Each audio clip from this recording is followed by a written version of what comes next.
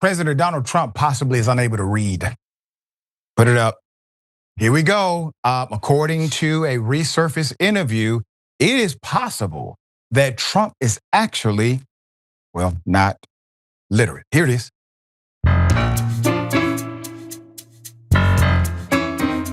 Who are your favorite authors?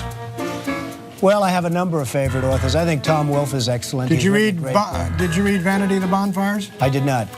It's a phenomenal book. What book are you reading now? Well, I'm reading Bonfire of the Vanities. I'm reading my own book again because I think it's so fantastic, Tom. What's the best book you've read beside Art of the Deal? I really like Tom Wolfe's last book, and I think he's a great author. He's done a beautiful job. Which book? His current book. His current book. It's just out. Bonfire of the Vanities. Yes. And the man has done a very, very good job. And I really can't hear with this earphone, by the way. What happened with the Trumpster? Okay, so he's like, he doesn't really know how to read. For real. Yeah, and he loves to improv. Yeah. So during like the table read, he before we were gonna before he had to read each line, and he's the host, so he's at everything. Yeah. He would go, I'm not gonna say this. I think I'm gonna say it the way I want to say it. Is that okay? Is that okay, Lauren? Is that everything? And everybody's like, what? Mm. And then this is my favorite part is there was a sketch that we wrote where he's at Disneyland with his daughter, and the line is, all right, let's get out of here. Turkey legs? Let's go get turkey legs. And he doesn't know how to read.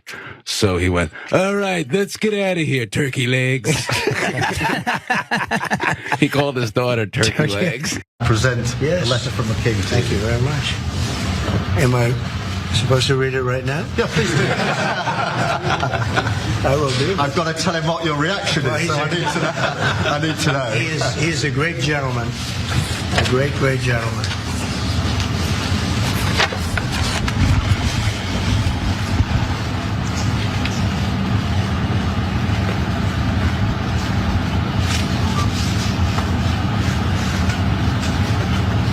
Oh, that's well. Well, that is really nice. I must make sure his signature's on that. Otherwise, it's not quite as meaningful. It is, and that's quite a signature, isn't it? Beautiful.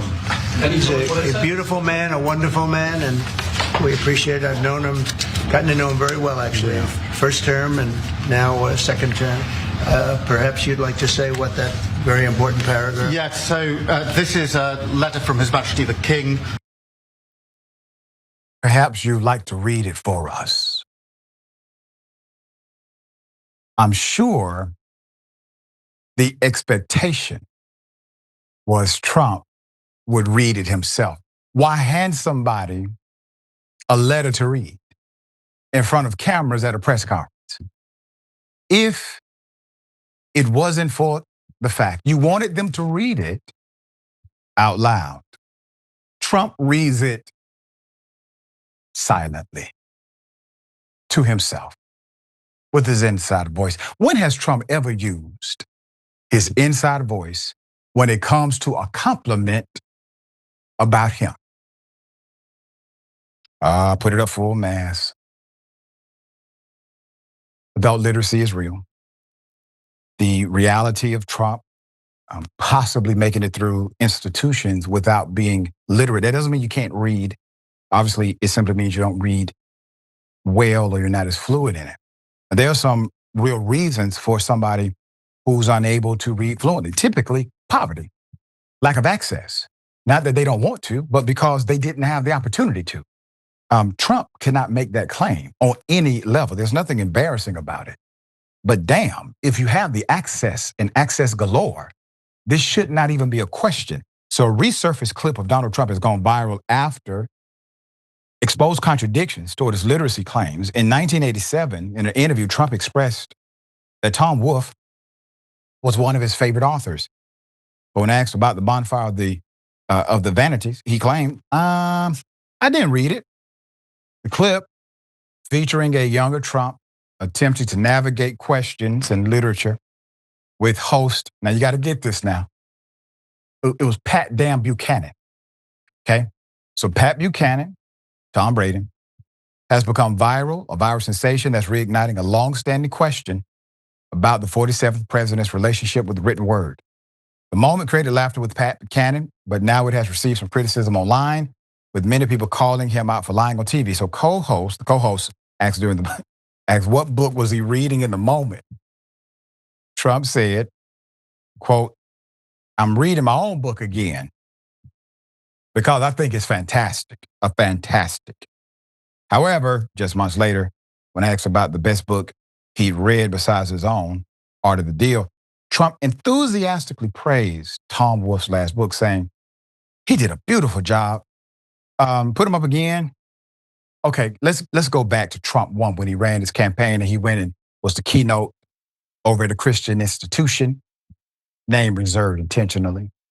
And he told everybody to open up their books or to open up their Bibles, or he would be speaking from 2 Corinthians. Now, damn it, everybody, church or unchurched, you know that's 2 Corinthians because 1 Corinthians is 1 Corinthians.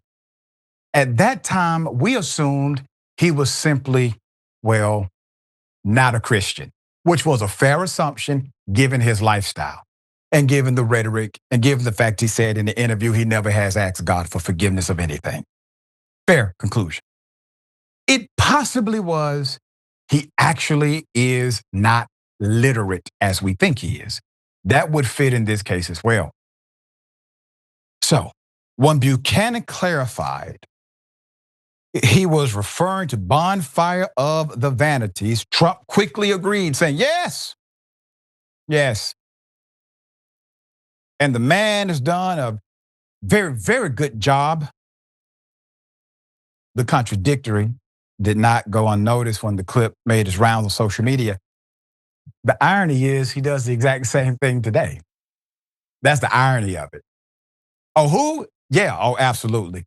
Very, very good job. The Constitution, Declaration of Independence, it means independence. It's a declaration. It's a very good document. Very good document. Same thing. There's more. One Instagram user did not mince words, declaring, quote, he has never read a book, end quote, while another added with biting sarcasm, quote, I don't believe he can read it all, but boy, can he lie comfortably. Badly, but comfortably. The online commentary grew increasingly pointed with one person joking, quote, he doesn't read ever, even the crap he signs, end quote. Tulsi Gabbard had to modify her intelligence briefing for Trump.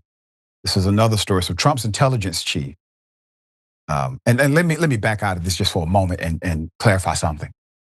This is literally the person in charge of all intelligence agencies in the United States of America. Don't let the fact that DNI seems to be some offshoot agency. It took the place of Central Intelligence.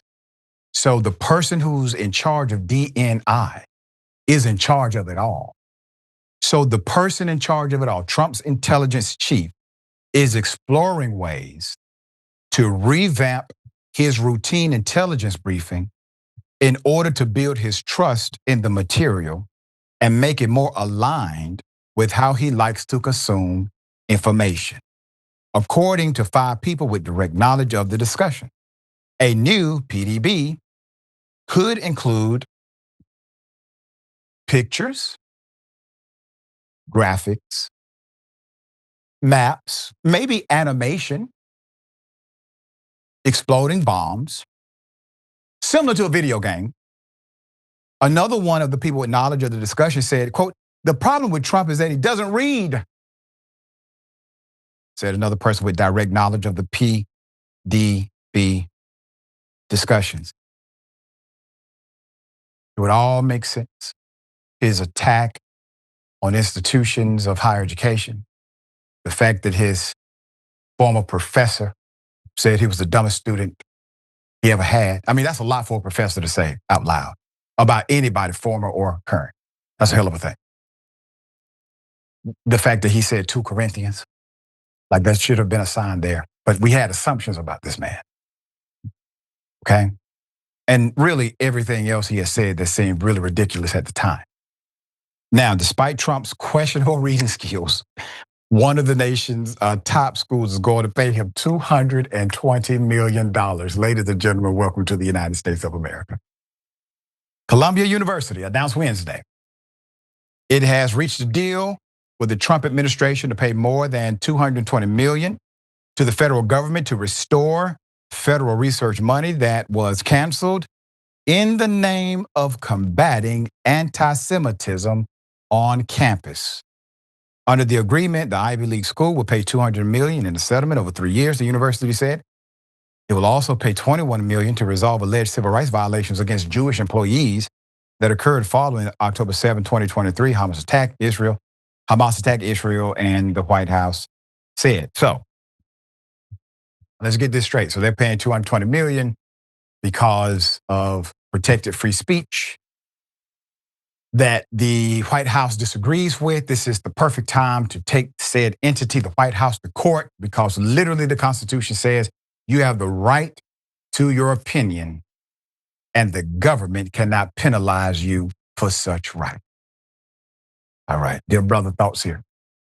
I mean, to be honest with you, Dr. Richey, I just had a flashback of being back in high school where I was called turkey legs quite a few times. And it still hurts a little bit. So I'm just kind of, I'm reeling. But yeah, I mean, I don't know if Trump is illiterate per se. I definitely agree that his literacy probably is not off the charts. I'm going to choose to believe actively that all of this is true in the most extreme way possible, though, just because it all adds up. And I also think it's almost nostalgic to see a clip where someone is pretending to read, like back when that was something that was more valued, maybe today.